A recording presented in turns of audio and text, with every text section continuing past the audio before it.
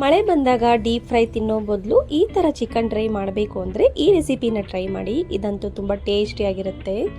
ಮೊದಲಿಗೆ ಒಂದು ಪ್ಯಾನಲ್ಲಿ ಎಣ್ಣೆ, ಕಟ್ ಮಾಡಿದಂತಹ ಈರುಳ್ಳಿನ ಹಾಕಿ, ಈರುಳ್ಳಿ ಫ್ರೈ ಆದಮೇಲೆ ಚಿಕನ್ ಹಾಕಿ ಚೆನ್ನಾಗಿ ಫ್ರೈ ಮಾಡ್ಕೊಳ್ಬೇಕು 2 ನಿಮಿಷ. ಈಗ ರುಚಿಗೆ ತಕ್ಕಷ್ಟು ಉಪ್ಪನ್ನು ಸೇರಿಸ್ಕೊಂಡು ಮಿಕ್ಸ್ ಮಾಡಿ 10 ನಿಮಿಷ ಮೀಡಿಯಂ ಫ್ಲೇಮಲ್ಲಿ ಕುಕ್ ಮಾಡಬೇಕು.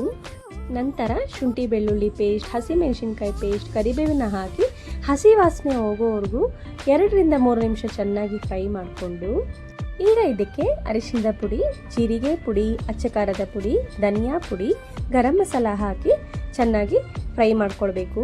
ಎಣ್ಣೆಲೆ ಚೆನ್ನಾಗಿ ರೋಸ್ಟ್ ಮಾಡ್ಕೊಳ್ಳೋದ್ರಿಂದ ಚಿಕನ್ಗೆ ಉಪ್ಪು ಖಾರ ಎಲ್ಲ ಚೆನ್ನಾಗಿ ಹಿಡಿಯುತ್ತೆ.